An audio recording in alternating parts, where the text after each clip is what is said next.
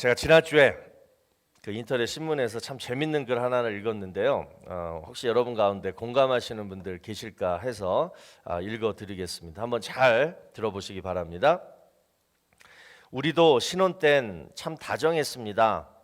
서로의 콧바람 맞으며 팔베개를 해야 잠이 들었으니까요.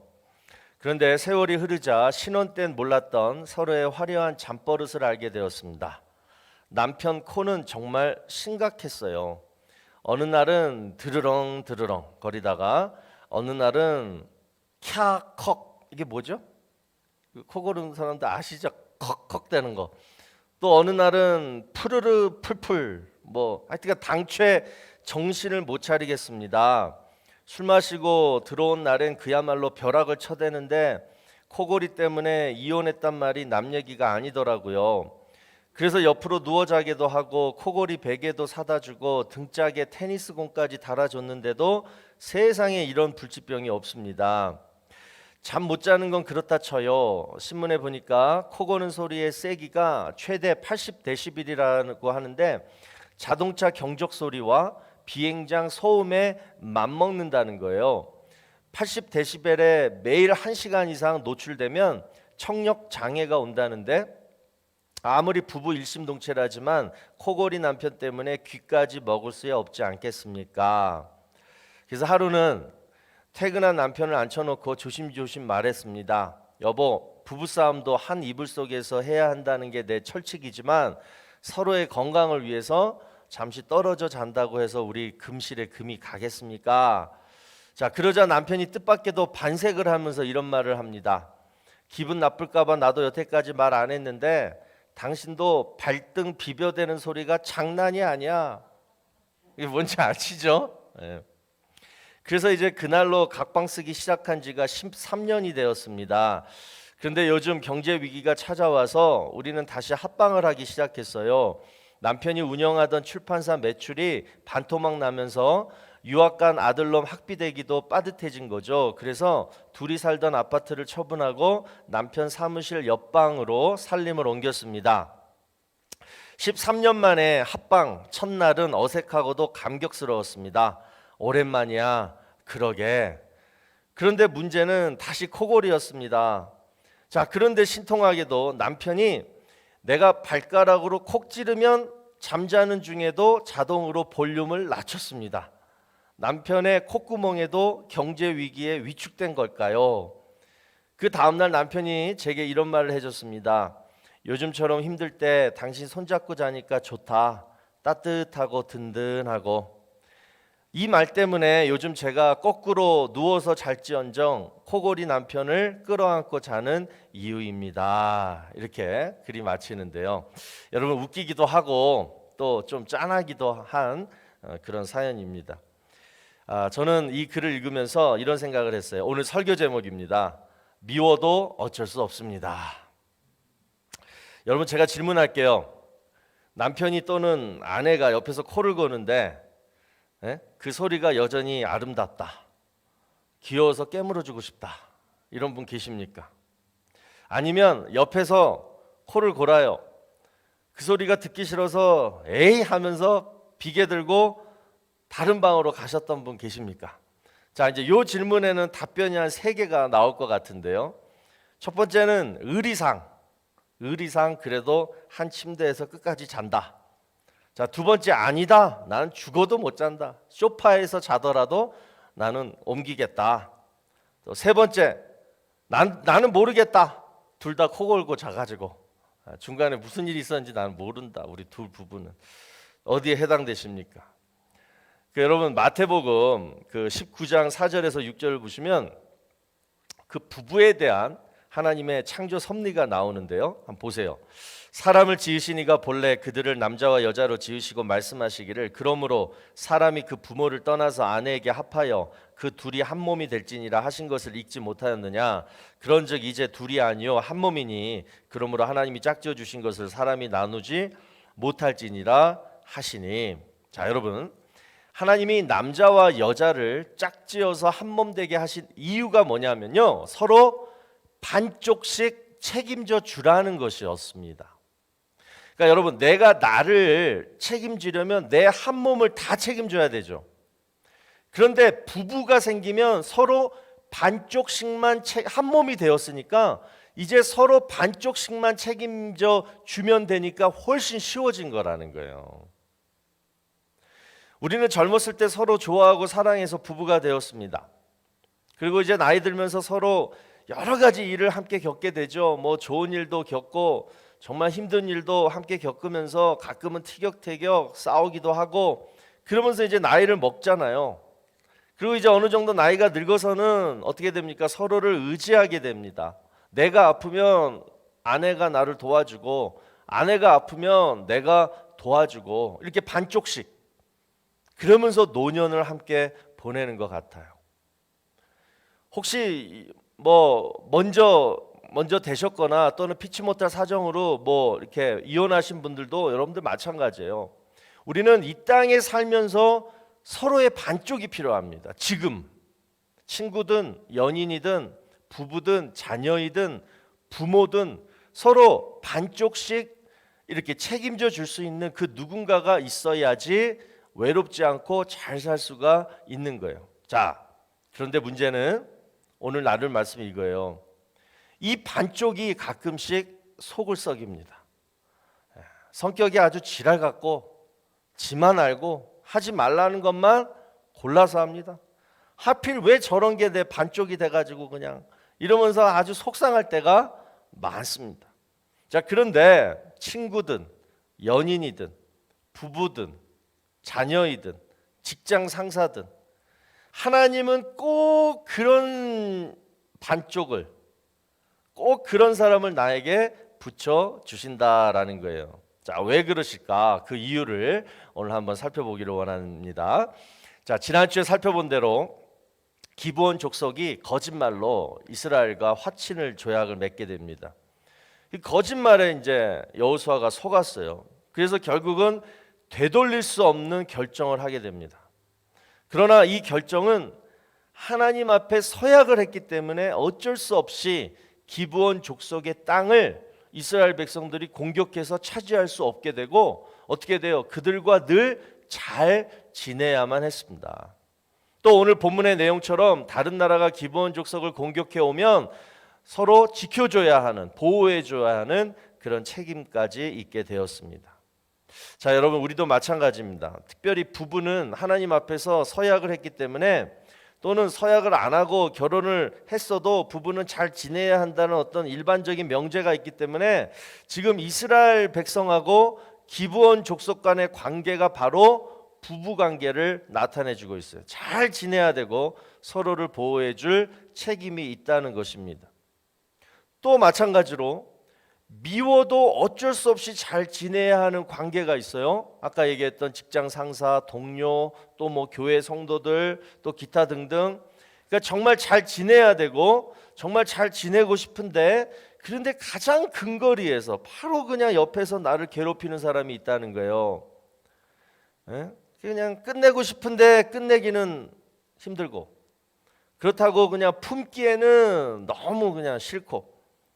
그래서 우리는 이런 관계를 무슨 관계라고 하냐면 애증관계다 이렇게 부릅니다. 그런데 오늘 말씀을 보니까 하나님은 이 애증관계 속에서도 하나님의 뜻을 이루어 가신다라는 거예요. 자, 그 뜻이 뭘까요?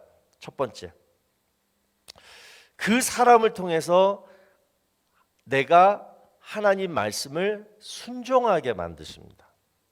그게 하나님의 뜻이에요. 여러분, 인간관계가 너무 좋잖아요. 지금 뭐 에브리띵 좋아요. 모든 사람이 다 좋아요. 그러면 이상하게도 우리는 하나님 말씀에 불순종하게 됩니다. 사람이 더 좋은 거예요. 그런데 인간관계에 문제가 생기면 뭐냐? 하나님을 바라보게 돼요. 그리고 어쩔 수 없이 하나님 말씀에 순종하게 돼요. 자, 오늘 본문 여러분 8절을 보니까 하나님께서 여호수아에게 이렇게 말씀하십니다. 여호와께서 여호수아에게 이르시되 그들을 두려워하지 말라. 내가 그들을 내 손에 넘겨 주었으니 그들 중에서 한 사람도 너를 당할 자 없으리라 하신지라. 자, 지금 기브온 족속을 공격하려고 아모리 족속의 5 나라가 연합을 했어요. 그때 이제 기브온 족속이 여호수아한테 달려와 가지고 도움을 청합니다. 우리 좀 도와달라고, 우리 큰일 났다고. 그래서 이제 여호수아가 하나님께 기도해요. 하나님 어떻게 할까요? 우리를 속이고 거짓말로 화친 조약을 맺게 했던 저 기브온 사람들을 우리가 도와줘야 됩니까? 여러분, 지금 여호수아 마음에는 사실 도와줄 마음이 있었겠어요, 없었겠어요? 없죠. 하나님이 도와주지 마라 이러기를 바라고 기도를 했을 거예요. 그런데 하나님 뭐라 그래요? 도와줘라. 비록 너희가 속아서 관계를 맺었을지라도 이제는 어떻게 해야 된다? 너희가 품어주고 끌어안고 가야 될 사람들이다. 그들이 힘들 때 도와줘야 된다. 그래서 여호수아는요, 이 말씀에 순종해서 싸우게 됩니다. 도와주게 돼요. 여러분, 미워도 어쩔 수 없을 때에는 하나님 말씀에 순종하는 거예요. 그러면 하나님은 여러분이 피하고 싶은 일, 또 피하고 싶은 그 사람, 그 일과 그 사람을 통해서 뭘 이루시냐면 합력해서 선을 이루시는 하나님인 줄로 믿으시기 바랍니다. 여호수아가 보여준 모습처럼 하나님 알겠습니다. 저는 정말 그 사람 싫고 또 이렇게 그 사람들 위해서 대신 막 싸우는 거 진짜 싫지만 하나님이 하라고 하시니까 하나님 때문에 순종하겠습니다. 이러면 여러분, 하나님이 어떻게 합력해서 선을 이루시는지 한번 보세요. 하나님께서는 여호수아의 순종하는 모습을 보시고 너무나 기뻐하셨어요. 그래서 웬만해서는 보여주시지 않는 놀라운 기적을 보여줍니다. 자, 오늘 본문에 나오잖아요. 첫 번째 11절에 보니까 우박 덩어리를 얼마나 크고 많이 내리셨으면 칼에 죽인 자보다 이 우박에 죽은 사람 연합군들이 더 많았다라는 거예요. 기적이죠. 또 두 번째로 12절을 보니까 세상에 이번에는 태양과 달이 멈추는 기적을 베푸십니다. 이 기적은 전에도 없었고 후에도 없을 정도로 진짜 놀라운 기적이었어요. 여러분, 제가 지난주에 새벽 예배 때 말씀드렸지만 기적은 하나님의 은혜입니다. 기적은 우연이 아니에요. 하나님의 은혜예요. 그런데 하나님 말씀에 이렇게 싫어도 하나님이 말씀하셔서 순종하는 자에게 베푸시는 은혜는 진짜 큰 기적이라는 거예요. 평소 우리가 받는 은혜보다 더 크고 더 놀라운 기적의 은혜를 하나님이 베풀어 주신다는 거예요. 왜냐? 그 정도로 하나님은 순종하는 자를 기뻐하시고 도와주신기 때문에 그렇습니다. 여러분, 이 순종을 배우게 되시길 주의 이름으로 축원합니다. 자, 두 번째로 이번에도 애증 관계 속에서 하나님이 이루시고자 하시는 뜻은 뭐냐? 두 번째, 하나님은 바로 내 편이시다. 뭐라고요? 하나님은 바로 내 편이시다. 이 사실을 알게 해주신다는 거예요. 자, 오늘 본문 14절에 보시면 여호와께서 사람의 목소리를 들으신 이 같은 날은 전에도 없었고 후에도 없었나니 이는 여호와께서 이스라엘을 위하여 싸우셨음이니라. 자, 여러분, 겉으로 볼 때는 지금 이 전쟁은 누구를 위한 전쟁 같아 보아요? 기브온 족속을 위한 전쟁 같아 보이지만 실제로는 이스라엘을 위해서 하나님이 싸워주신 전쟁이라고 말씀하고 있습니다. 하나님은 절대 이방 족속을 구하기 위해서 당신의 백성이 희생되는 것을 원하지 않으십니다. 여러분, 인간관계에 문제가 있을 때 우리가 양보하고 손해를 봐도 그래도 여러분 괜찮은 이유가 바로 여기에 있어요. 뭐냐? 하나님이 내 편이시다. 하나님이 나를 위해 싸워주신다. 여러분, 이 사실을 믿으시기 바랍니다.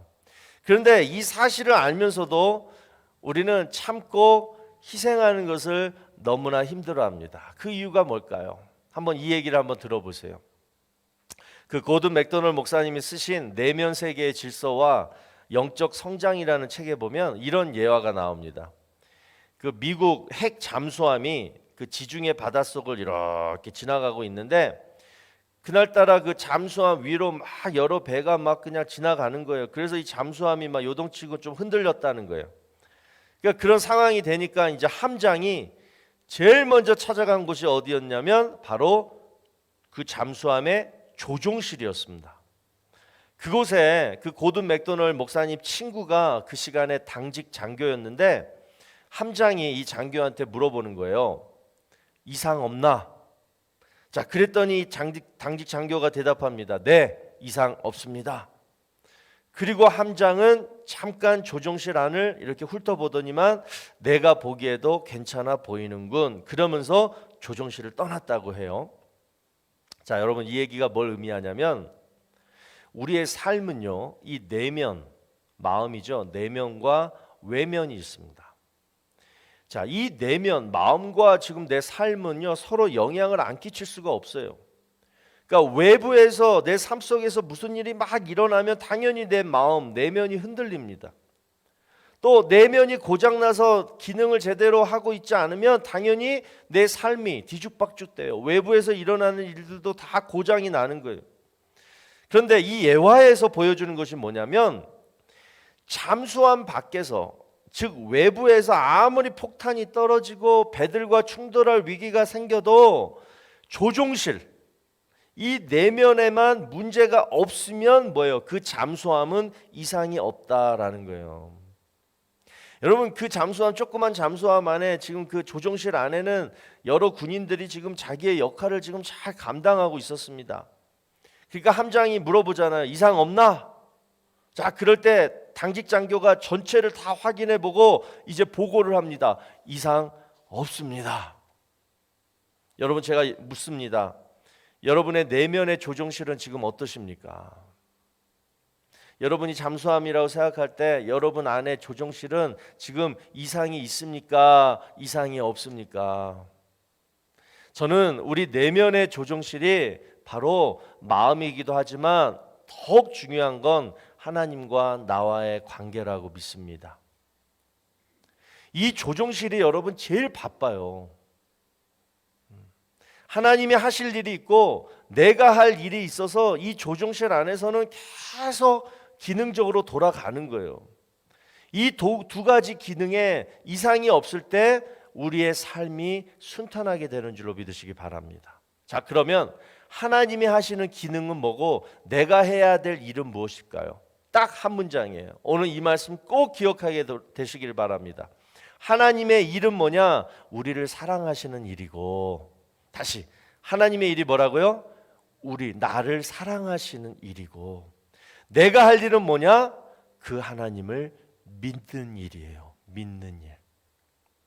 그러니까 아무리 내 삶에 위기가 찾아오고 고난이 찾아오고 미운 사람이 나를 핍박하고 괴롭혀도 하나님의 사랑이 늘 나와 함께하고, 그리고 나는 끝까지 그 하나님만 믿고 바라면, 즉 이 상황이 내 내면의 세계가 질서 있게 잘 돌아가는 이런 상황이에요. 이렇게 잘 돌아가면 절대로 여러분의 삶은 위험하지도 넘어지지도 않게 된다라는 것입니다. 그래서 여러분, 하나님은 늘 나와 함께 하십니다. 항상 내 편이 되어 주십니다. 이 사실을 모르고 지낼 때 하나님은 무슨 일을 만드시냐면 사람의 문제를 통해서 이 사실을 다시 깨닫게 해주세요. 그러니까 사람보다 하나님의 이 관계를 더 중요시 하라는 거예요. 아시겠죠? 그래서 가끔 우리 주변에는 애증 관계를 만드시는 거예요. 마지막 세 번째로, 이런 애증 관계 속에서 하나님이 우리에게 보여주시는 뜻은 기도의 능력을 가르쳐 주시기 위함입니다. 여러분, 오늘 본문의 사건은 이렇게 해석을 해야 돼요. 사탄 입장에서 볼 때 기브온 족속이 이스라엘 백성의 종이 되어서 그들과 함께 잘 지낸다. 지금 이것은 자기 사탄의 백성이 하나님의 백성으로 지금 돼버렸다라는 것을 뜻하는 거예요. 그래서 사탄은 이것을 그냥 보고만 있을 수 없었습니다. 그래서 그들을 다시 뺏어오려고 연합군을 통해서 전쟁을 지금 일으킨 거예요. 그런데 12절을 보시면 여호수아가 사탄을 어떻게 이깁니까? 여호와께서 아모리 사람을 이스라엘 자손에게 넘겨주시던 날에 여호수아가 여호와께 아뢰어 이스라엘의 목전에서 이르되 태양아 너는 기브온 위에 머무르라, 달아 너도 아얄론 골짜기에서 그리할지어다 하매. 자, 여러분 이 구절을 보시면 여호수아가 하나님께 기도한다기보다 직접 해와 달한테 지금 명령하는 것처럼 보입니다. 지금 동쪽에 기브온 하늘에는 해가 떠오르고 있었어요.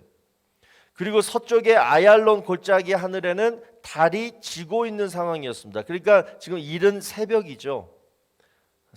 늦은 새벽이죠. 그런데 여호수아가 이렇게 선포하는 거예요. 해와 달아 그 자리에 멈춰라. 그랬더니 멈췄어요. 여러분 얼마나 이 멋지고 능력 있는 기도입니까? 여러분 이런 기도 하실 수 있겠습니까? 여호수아는 하나님을 신뢰했고 하나님도 여호수아를 신뢰했습니다. 이런 신뢰 관계 속에서 구해지는 기도는 해와 달도 멈추게 할 수 있다는 거예요. 예수님이 공생의 기간 중에 우리에게 보여주신 모든 기적들 여러분 한번 생각해 보세요. 병자들을 고칠 때, 죽었던 나사로를 살릴 때, 풍랑을 멈추게 하실 때, 물고기 2마리와 보리떡 5개로 5,000명을 먹이실 때, 이 모든 기적들은 여러분 다 똑같아요. 예수님이 기도하시고 선포하셨더니만 이루어진 기적들입니다. 안전뱅이야 일어나라, 장님아 눈을 떠라, 나사로야 나와라, 풍랑아 잠잠해져라. 예수님의 기도가 바로 뭐였냐면 선포였어요. 그러면 그냥 다 이루어지는 거예요. 자, 여러분 예수님의 이 기도와 선포가 어떻게 이런 능력이 있을 수 있었을까요? 바로 하나님과 예수님과의 관계예요. 아버지 하나님과 독생자 예수님과의 친밀한 신뢰 관계가 있었기 때문에 예수님이 이런 기적을 베푸신 줄로 믿으시기 바랍니다. 우리의 기도 응답의 비결도 바로 이것이에요. 하나님께 여러분의 신뢰감을 보여주시면 되는 거예요. 하나님이 여러분을 신뢰하게만 만드시면 되는 거예요. 자, 그 방법은 뭐냐? 2가지입니다. 첫 번째, 하나님이 이 천지 만물을 창조하시고 지금도 말씀으로 이 모든 만물을 다스리신다. 히브리서 1장 3절 말씀. 그의 능력의 말씀으로 만물을 붙드시며 이 말씀을 믿고 여러분 기도하시는 거예요. 여러분 하나님이 지금 붙드시고 있는 이 만물은 여러분이 가지고 있는 그런 어떤 일, 문제, 또 어떤 사람, 그게 다 포함이 되는 거예요. 그것을 지금 누가 붙드신다고 말씀합니까? 하나님이 붙들고 계신다는 거예요. 우리는 그 하나님만 믿고 의지하면 되는 거예요. 이 믿고 의지하는 모습을 하나님은 신뢰함으로 보신다는 거예요. 아, 얘가 나를 신뢰하는구나. 그럼 나도 너를 신뢰할게. 또 2번째로 마태복음 6장 34절 보시면 그러므로 내일 일을 위하여 염려하지 말라. 내일 일은 내일이 염려할 것이요 한날의 괴로움은 그날로 족하니라. 2번째, 하나님께 신뢰감을 보여주는 방법, 내일 일을 염려하지 말고 하나님께 맡기는 거예요. 여러분 내일 일을 하나님께 맡긴다는 것은 여러분이 보여줄 수 있는 최고의 신뢰감을 하나님께 보여주는 방법입니다.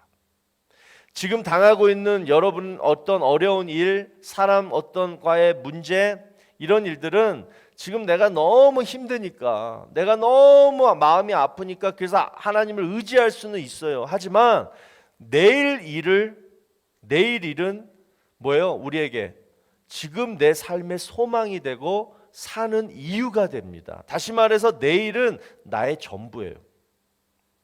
그런데 이것을 하나님께 맡긴다는 것은 뭐예요? 정말 하나님을 신뢰한다. 그렇죠? 정말 하나님을 신뢰하는 것을 보여주는 거예요. 여러분 하나님은 이런 자의 기도를 응답해 주시는 줄로 믿으시기 바랍니다. 그러면 선포해도 하나님이 이루어 주시는 거예요.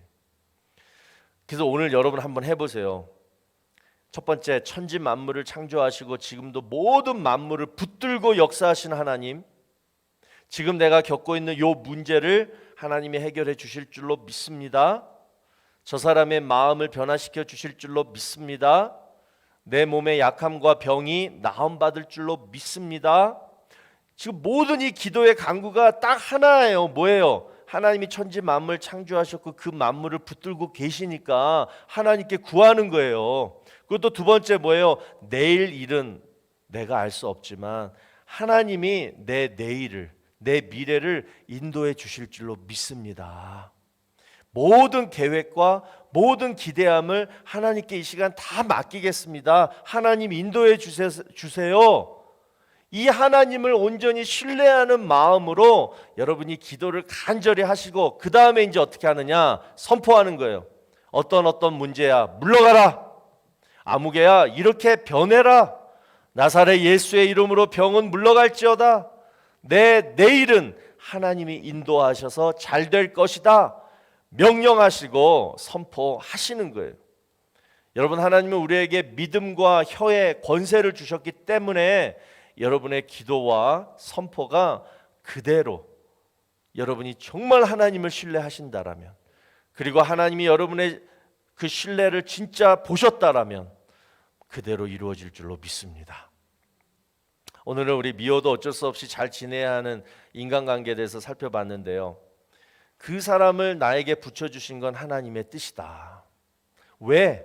자, 시편 34편 8절에 이렇게 얘기합니다. 너희는 여호와의 선하심을 맛보아 알지어다. 그에게 피하는 자는 복이 있도다. 그 사람을 통해서 하나님의 선하심을 맛보아 알라는 거예요. 자, 우리가 맛보아 알 수 있는 하나님의 선하심은 세 가지입니다. 첫 번째, 하나님 말씀에 순종하면 기적을 베푸신다. 정말 그 사람이 믿고 싫은데 내가 그를 사랑해주고 용서해주고 도와주면 하나님의 은혜가 기적처럼 여러분에게 임한다라는 거에 가장 좋은 것으로, 우박의 기적과 해와 달이 멈추는 그런 놀라운 기적들이 여러분 삶 속에 은혜로 베풀어진다라는 거예요. 또 두 번째, 하나님은 내 편이시다. 하나님은 나를 위해서 싸워주신다. 하나님은 나를 승리케 하신다. 그렇기 때문에 나를 향한 이 하나님의 사랑을 여러분 믿으시고 늘 위로를 받게 되시기를 바랍니다. 그리고 마지막 세 번째로, 기도의 능력을 가르쳐 주신다는 거예요. 누구한테? 하나님을 신뢰하는 자에게. 그래서 마음으로 하나님을 믿고 입으로 선포하면 그대로 임하게 되는 기도와 능력을 우리에게 허락하신다는 거예요. 오늘 우리 이 하나님의 선하심을 맛보아 알게 되는 축복을 다 함께 누리게 되시기를 주의 이름으로 축원합니다.